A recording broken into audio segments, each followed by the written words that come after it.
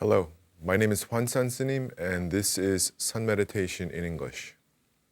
Now this is a meditation hour, so for the rest of this program I will ask everyone here in our studio audience and all of you viewers at home to please continue this meditation, this posture, this breathing, and this questioning of imoko in your minds throughout the rest of the program.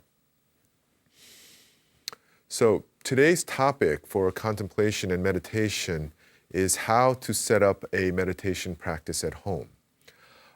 Interestingly enough, in the last few days, I actually received a message over the internet from a man named Mohammed who lives, I think, in the Middle East. He said he was from Arab, so I think he may mean Saudi Arabia. But he wrote to me, somehow he had seen this program on YouTube, I believe, and he wrote to me and asked me how he could set up a meditation program at his home because there are no meditation centers around where he lives. So for Mohammed and for the other viewers out there who have been asking similar questions, today's program will be dedicated to the practical steps we need to take to create a robust and consistent meditation program within our own homes and lives. Now, the most important thing is that when we start meditation, the temptation is to think of it as one more thing that we have to do, one more activity. If we're going to spend that much time and energy, I think that we ought to do it really well. That, just on a basic cost-benefit kind of analysis, you really want to get the most out of the time and energy that you expend on this. So I would ask that don't think of it in terms, the first step that we need to do is don't think of it in terms of adding one more thing to your life. And instead, what I would recommend is think of it as a way, we must think of it in terms of adjusting the way we live so that the way we live continues to enhance and enrich our meditation. If you've decided to get into shape and you're going to go through the trouble to work out every day, then it only makes sense that you adjust your diet and your sleep pattern and your daily schedule. If you're exercising as hard as you can, say an hour or two a day, but then you don't watch what you eat and you don't regulate your sleep hour, what good is that going to be? The way you live will oppose the exercise that you're doing. Similarly, if we're going to go through the trouble of meditating, we want it so that the way we live supports the meditation and vice versa. You don't want to be in a situation where the way you live counteracts your meditation, because otherwise you'll be just stuck in the same place. So ideally, if we can succeed in this, if we can find a way of living that mutually supports meditation, then over time what we will gain is a sense of progress in our lives, a sense of moving forward toward enlightenment ultimately. Remember that meditation is not something that you do for a few months or a few years. It's considered a lifelong practice to be performed over decades. So then the question becomes, how are we to live? How are we to behave if we want to do meditation right? And fortunately for us, this is actually one of the first things that the Buddha ever taught. It's called formally in English, the three learnings. And it forms the core of Buddhist teaching and practice for all forms of Buddhism around the world. So now what the Buddha taught in the three learnings, there's going to be three sort of things that we have to do, is that the first learning, the first thing we need to do if we're going to meditate is not create a daily schedule and buy a meditation mat and make time. The Buddha, interestingly enough, said that the first step we need to take, the foundation for our meditation practice, will be ethical guidelines, ethical precepts. We have to live in an ethical way. And the formal term in Sanskrit is Shila, S-I-L-A, a set of ethical precepts that will guide our behavior and our life activity. In so much as meditation, unlike a physical exercise, is designed to transform our consciousness, enlighten us, and perfect our character, we have to accept a certain amount of ethical responsibility. We have to become the kind of people who don't who don't cause harm for others or for ourselves. So the first foundation is ethical within our meditation practice, and that's the commitment that we need to make, that we be good and we behave well. The Buddha initially, his first formulation of this edict to be ethical was very, very simple. He didn't set down a lot of rules, and it's called the Buddha's 7 General Precepts. And it's very simple, and I'll recite it. I'll recite the original formula to you now. Do not commit evil. Try to enact all forms of good. On your own, keep the mind clean. This is all of the Buddha's teaching. So clearly, the Buddha expected his disciples to be able to differentiate between good and evil, positive and negative, that which causes suffering and that which does not. And he simply told them that to go on the side of good. But over time, as the monastics and the lay people faced the challenges of creating large-scale communities and running them, they needed more specific and concrete rules and guidelines. And so these ethical guidelines that began from such a simple formula proliferated. Now, the most common ethical precepts that are held by Buddhists around the world are the so-called 5 precepts, and all practicing Buddhists in the world hold these 5 precepts. And I will present them to you as a reference point to build your own ethical guidelines, although I would encourage that you simply follow the Buddhist teaching. So the first of the 5 precepts is do not kill. The second is do not steal the belongings of others. The third is do not engage in sexual misconduct. And the fourth is do not lie. And the fifth is do not consume mind-altering substances. In the old days, that would have been liquor. So these are the 5 basic precepts. For another reference point, in Korean Buddhism, lay people are expected to hold 10 precepts. Now, the precepts are always harmful behaviors, negative behaviors that we are expected to avoid. If we can avoid harmful behaviors, then the rest really is up to us, as long as we're not hurting others or ourselves. So the 10 precepts in Korean Buddhism are called the 10 good Mahayana precepts.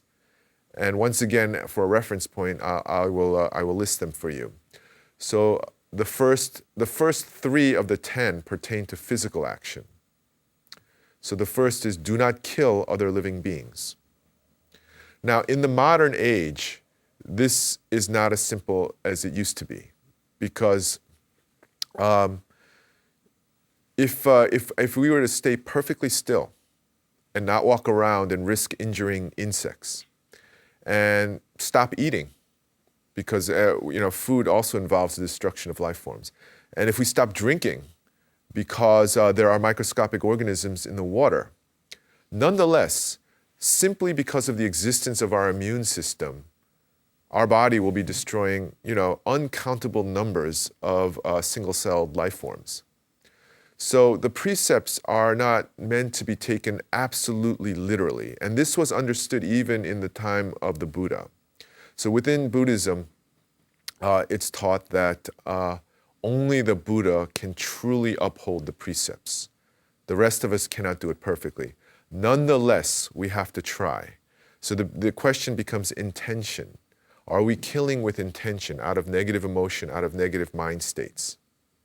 So this is something that we should understand if we're going to take these ethical precepts and try to apply them in a concrete and specific way in our own lives. And I'll touch on this more as we go on. But in any event, you don't want to murder. You don't want to destroy life forms unnecessarily out of spite, cruelty, indifference, or carelessness. So once again, the first precept, do not kill other living beings. The second, do not steal the belongings of other living beings. The third, do not engage in wicked and lewd behavior. This again refers to sexual relations. So these are the 3 that pertain to physical actions of the 10. The next 4 pertain to speech, the kinds of speech we are asked to avoid. So the first of the precepts regarding speech is do not lie. And lying includes deceiving by omission. And then the second is do not engage in licentious and profane speech, using profanity, telling off-color stories. And the reason for that is it's not that Buddhists lack a sense of humor. It's because more often than not, when that kind of speech is used in a sarcastic and demeaning manner, it creates a negative mind state in the listeners, intentionally or unintentionally. So insofar as we want to practice, not only do we want to conduct our own practice in a wholesome way, but we don't want to have an unwholesome influence on others, this precept is included. The third of the 4 speech precepts is do not engage in divisive speech, meaning do not say one thing to one person and another thing to another person and put them into conflict with one another out of spite or malice or manipulativeness or whatever. And finally, the fourth is do not engage in evil speech, meaning cursing others. In the old days, in ancient times, that would have been literally putting a curse on someone. But in these days, it's hate-filled speech intended to harm the other person psychically and to indirectly cause harm to the person. So those are the 4. Do not lie, do not engage in licentious and profane speech, do not engage in divisive speech, do not engage in evil speech. Then the final 3 of the precepts pertain to our mind states, the kind of mind states that we are asked to regulate and hold ourselves responsible for. So it's not just what we express into the world, it's even our internal world is subject to ethical regulation. So the first of the 3 mental precepts is do not give rise to the mind of coveting, greed, desire for things that don't belong to you, for things that you shouldn't have. Okay? The second is do not give rise to the mind of anger. Now, anger here is not simply losing your temper. It's a mind state of rage and hatred. Truly destructive mind state. And this mind state is considered the most destructive of the 3. And within Korean Buddhism, they say that if you lose your temper and allow yourself to fall into the mind of anger, you destroy all of your good karma. So this one is given particular attention. And finally, the last precept pertaining to the mind and the 10th precept is do not hold to wrongful and foolish views. Now, depending on the school of Buddhism that you encounter, the idea of which view is most wrongful and foolish differs. Within Korean Buddhism, as well as other schools of Buddhism, the most wrongful and foolish view that one can possibly hold is to not believe in the law of karma, the law of causality. And what the law of causality is, it's just common sense. It just means that when you think, say, or do something, you will create consequences in the world and for yourself. Now, within the Buddhist teaching of karma, what that means is that you will encounter whatever it is that you thought, you said, or you did to another person or another living being or simply into the world. That whatever you think or do comes back to you in equal measure. Now, even if you don't believe that, even if you're not yet a practicing Buddhist, nonetheless, it's only common sense and it's actually wisdom to think that anything that we say or do will create an effect in the world, will create an influence in the world. So don't act as if you're completely alone and that what you do doesn't matter and what you do doesn't affect other people. Now, the interesting thing about the Buddhist precepts is that it includes thoughts and feelings.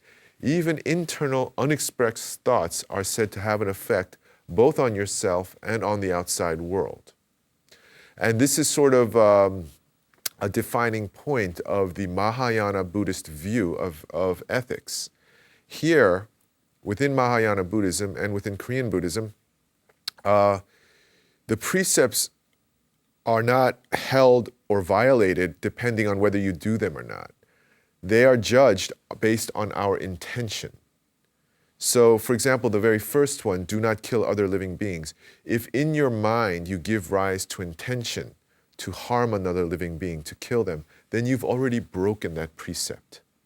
If in your mind you curse someone and say bad things about them, then already you've broken the precept. This is why only the Buddha is said to be able to hold the precepts, because only the Buddha has perfect control, perfect mastery of his own mind. So once again, these are guidelines, a line in the road that we're intended to follow. We need not take them too literally, but we ought to be quite committed and strict in trying to adhere to them, both in spirit and in letter, as much as we can. This will be the foundation of our meditation practice. So why is it the foundation of our meditation practice? What does it matter whether we're good people or not good people? The meditation will work on us anyway. If we sit like this, breathe like this, think like this, it'll clear our minds, it'll refresh us, it'll cleanse us. There has been a school of thought, especially in the West, when, say, 50, 60 years ago, when Buddhism, Japanese Buddhism, was being introduced into North America and Europe. And back then, they had a slightly distorted view, or it was presented in a distorted view of Zen. And there was an idea that if you just meditate and attain one-pointed concentration, total focus and absorption into what you're doing, whatever it is you're doing, that's meditation, and that is enlightenment, and that is Zen or Sun or whatever you want to call it. That's Buddhism. So, it could pertain to anything. The idea was that Zen or Sun Buddhism is beyond good and evil. Meditation and enlightenment are beyond good and evil, and so we shouldn't subject them to moral categories. And this kind of thinking was brought into the various kinds of liberation movements that were happening in the West during the 1950s and 60s. And because it seemed to support a social and political agenda, it continued to be interpreted that way. But these days it's well known that Buddhism actually does not teach that. It is important that we have an ethical foundation for our practice. And I want to speak about this in the most practical, concrete, and even self-centered way possible.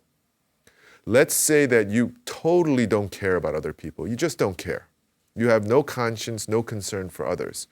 You know, and you're not interested in gaining that. You just want to do the meditation because it's good for your health. So why should we be ethical? Why should we be moral?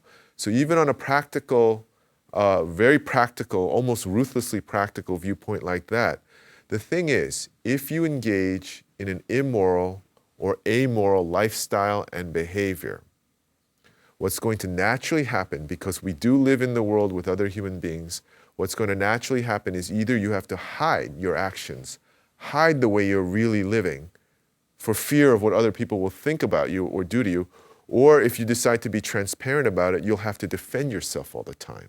Defend yourself against the censure of others, defend yourself against their attempt to restrain you. So you are putting yourself into conflict with the world. You are out of harmony with the natural flow of things. And internally, even if you're willing to put up with that in your external life, internally you are forever in a state of anxiety, worrying what other people are thinking and planning to do about you. So on a very, very practical, from a very, very practical point of view, you do not have the necessary external stability of your life to do a consistent meditation practice, nor do you have internal centeredness to be able to meditate effectively. So if only for yourself, if only for your own benefit, it is absolutely necessary that we have a firm and solid ethical foundation for our practice. And this is why the three learnings, the core of the Buddha's original teachings, begin with ethical precepts. Yes, within Buddhism, enlightenment is considered to be beyond good and evil, and it's also considered to precede it. But when we begin in our path to that ultimate transcendent, goal, we must begin within the terms of good and evil, within the terms of ethics. So this is the first thing that we need to know, both on an idealistic and spiritual level and on a practical and application level. So why don't we take a break here, and when we get back, we'll continue to explore the three learnings.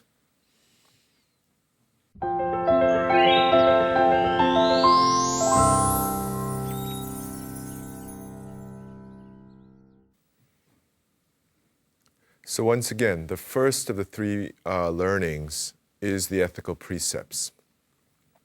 And it is, within Buddhist teaching, it is only by accepting, maintaining, and upholding them that we can not only stand in front of the mirror with confidence and self-respect, but we can stand in front of other people at ease and confident. We need to have this wholesome and positive and confident and transparent attitude if we are to enter into intense meditation practice. If you are living without precepts, if you are living in an unwholesome way or an immoral or amoral way, then you'll be creating all sorts of unpleasant consequences, both in the world around you and in your inner world of mental experience. And this will oppose and actually act against what you're trying to achieve in your meditation. In a word, the way you live and the way you meditate will be put into conflict with one another. So for very practical reasons and very profound reasons, the first of the three learnings, the foundation of the three learnings taught by the Buddha must be ethical precepts. Now the second of the three learnings is called in Sanskrit Samadhi, which in English is usually translated as one-pointed concentration. And this refers to the end goal of meditation, when our entire consciousness is united, is unified into a single whole, placed on a single target, which will differ depending on the meditative tradition. Now, within the context of Sun Korean Buddhism, Samadhi is considered to be a state in which the imoko hadu sustains itself. So you're no longer required to repeat it over and over with each breath. And that is Samadhi within the terms of the meditation practice that we are trying to undertake.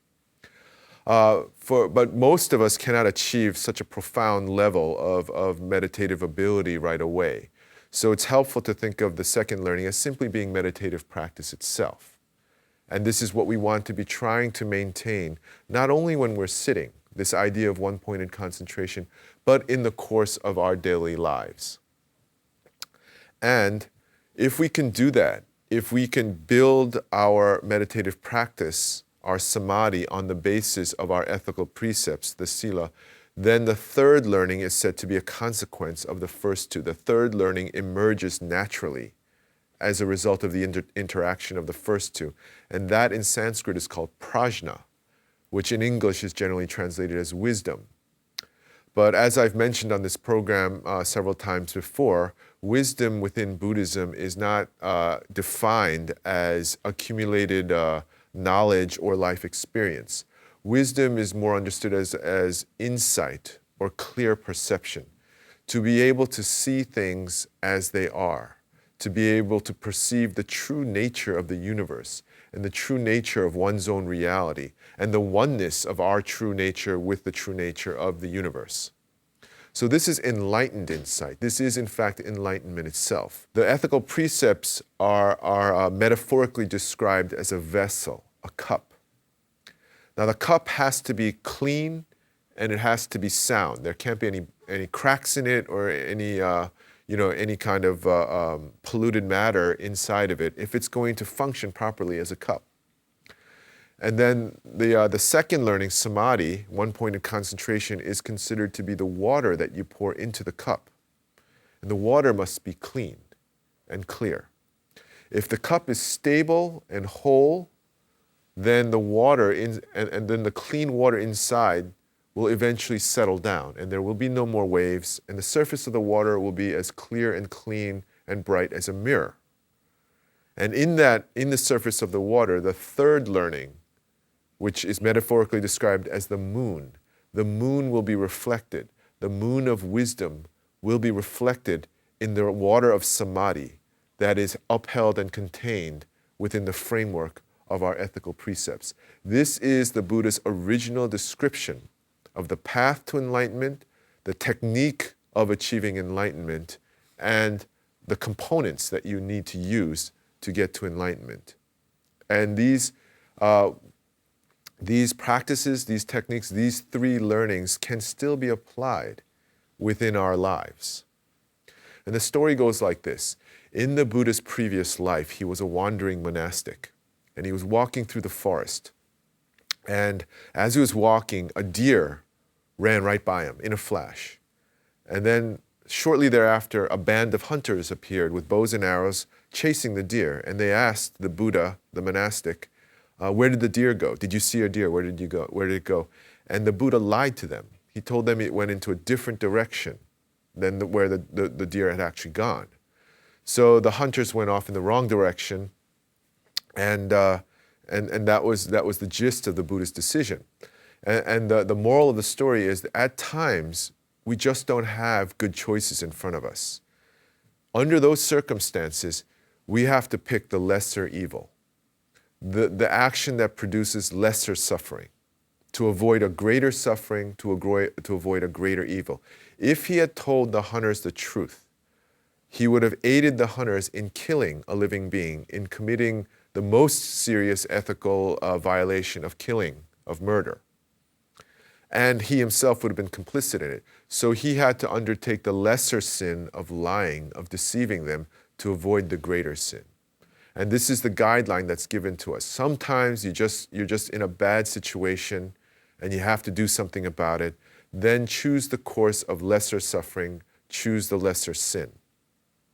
Another thing that I would like to point out about the Buddhist teachings is that it is highly realistic. If you look at the structure of the three learnings, what you can see is it begins with us being good. Yes, we have to be good, we have to do good, but it admits that it's not enough.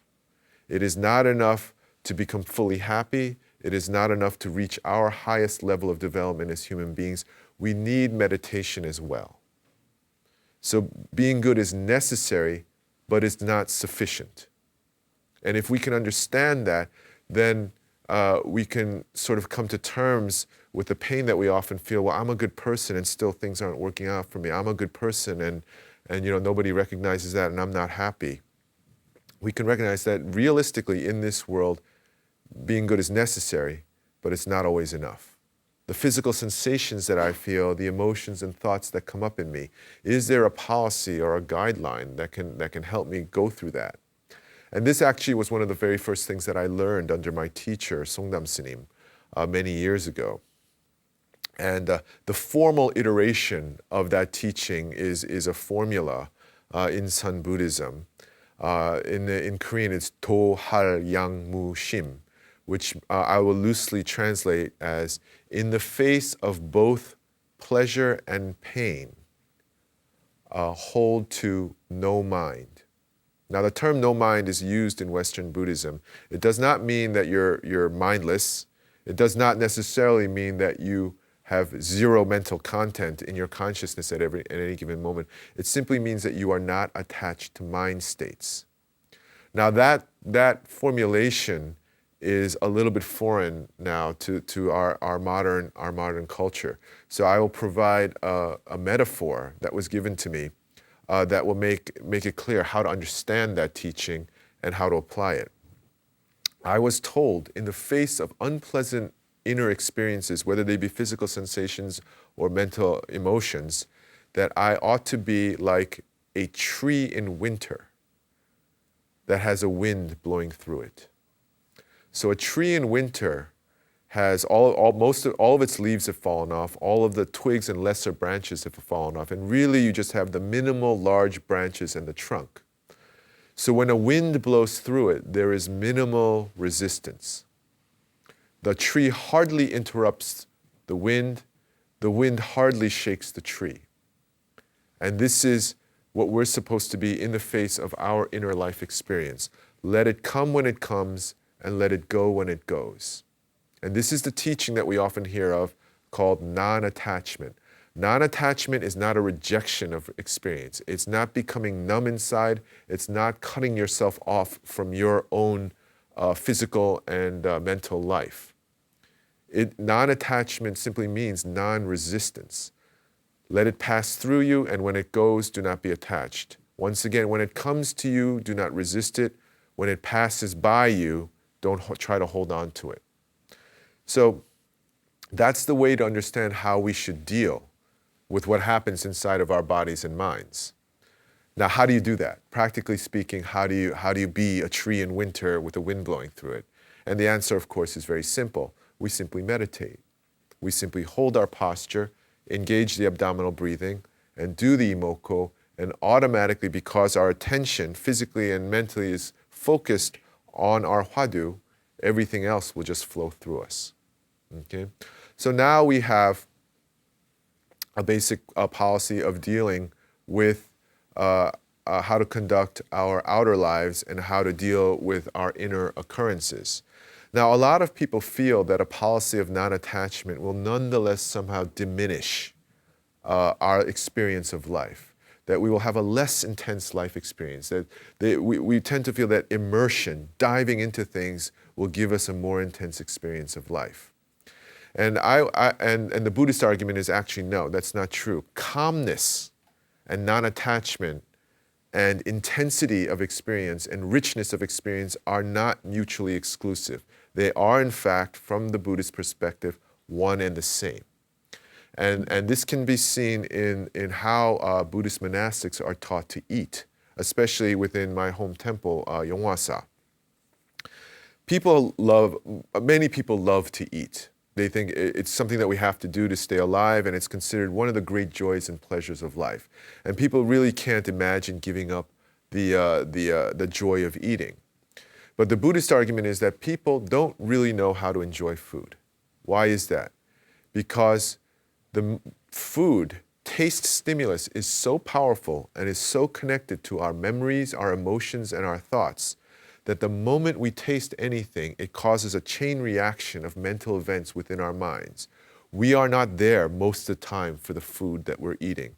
Once we taste something, unless your mind is highly trained, you will go off in a chain reaction of mental associations. It will remind you of another meal that you had and the person that you met at the time, and then that person will remind you of some other memory, and you're not with your food. You're not tasting your food most of the time. You're getting these little jolts of flavor followed by these mental journeys into your past, into your future, into your fantasies, into your worries. So the Buddhist argument is that these meals that we think we're enjoying, we don't actually know how to enjoy. Now, people think of enjoying a meal as having dinner with friends and talking. So if you add talking to the mix, you're almost ignoring the food. And this accounts for why we overeat so much, because we're getting so little of the enjoyment of the flavor. So we have to compensate by upping the dosage, the quantity that we ultimately ingest, and that, of course, causes all sorts of problems for us. So within Buddhism, Sun Buddhist monasteries, the way we're taught to eat is first we eat in silence, okay? And that immediately puts our attention on what we're doing. And we are asked to chew the food very, very slowly. And there's a set procedure. My teacher actually recommends that we chew the food 50 times. And what will happen, 50 times while you're in a state of meditation, but you're not doing the abdominal breathing because that will interrupt your digestion. If you do that, you are with the flavor of the food all the way through. And you can enjoy the deep hidden flavors of the food as you continue to chew it. For example, if you eat rice, if you take a spoonful of rice and you start to chew it, as your saliva acts upon the starch in the rice, the flavor of the rice will slowly change and become very sweet. And if you're very attentive, you can watch the progression of this food, the shift in flavor as it deepens and sweetens in your mouth. And you begin to see that eating is actually a very living, evolving experience. You can enjoy eating more with meditation. You can enjoy your life more because you're present for it, because your mind isn't skipping away into its own reveries. So you do not need to sacrifice intensity and richness of life experience to achieve inner peace. This is one of the most important teachings that we can have, and it's very, very important that we understand the teaching of non-attachment. Buddhism is not life-denying or life-negating. In fact, it's quite the opposite. It embraces and accepts life and teaches us the specific technique of how to do it. So with this now, we have the ability to shape and create a foundation for our external lives and a policy or a teaching to guide our inner lives. So the only thing that we need to do now, in terms of setting up our home practice, is learning how to meditate in the moment. There should be no division between your seated meditation and your daily activity. And I have mentioned this on this program before, so I'll only speak this briefly. We need to practice holding the hwadu and being mindful of our posture and breathing, even as we perform the daily actions of our lives. And the metaphor that my teacher Songdam S님 uses is it's like learning to drive a car. At the beginning, you're overwhelmed by the steering wheel and all these elements and instruments of the car that you have to use at the same time. And so you can't talk, you can't think, you can't listen to music. But later, when you get good at it, you can work the accelerator, the brake, look at the various rear view mirrors and work the turn signals and the steering wheel while having a conversation, while listening to music, and so forth. It's just a matter, like any other skill, you just need to practice at it. Likewise, we can do the daily tasks of our living and perform the hwadu if we simply practice enough. Okay. If we understand these basic principles, the three learnings, the idea of non-attachment, and the idea of integrating, harmonizing your meditation and your daily life, this maximizes, this puts our life in alignment, our behavior, our thoughts, our speech, our action, our behavior, in alignment with what we're trying to achieve in meditation. It's just like having the right diet and the right sleep schedule to support your exercise schedule. And then if you can do that, then we come to the point where we can think about a daily schedule. The daily schedule should be the end point of our planning, not the first step.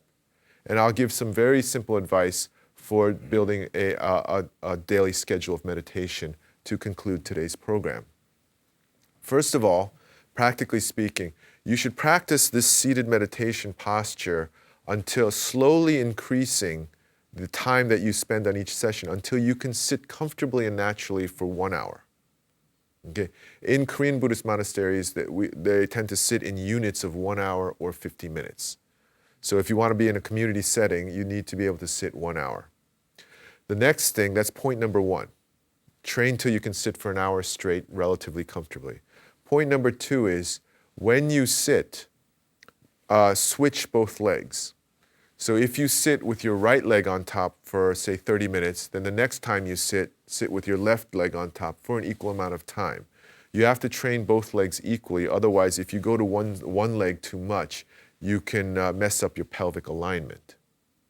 So you want to equalize. And it'll be tempting to use one leg because most people are more flexible on one side. But if anything, go to the weaker side, go to the stiffer side. So that's the next piece of practical advice that I would like to share. The third is it's good to sort of assign a space within your home, your living area for meditation. Practically that means get a meditation mat and put it in one place, and that area will be your little meditation space. And in addition to that, if possible, use incense when you meditate. And what will happen is that the fragrance of the incense will infuse that area of your living space. And whenever you smell it, you will be reminded to meditate. In fact, it may even make you start meditating right there and then. Okay, so you want your space to include a meditation space. So at the very least, you want to get a meditation mat and some incense. And then next is, practically speaking, don't meditate on a full stomach. Because you have to move your abdomen when you're meditating.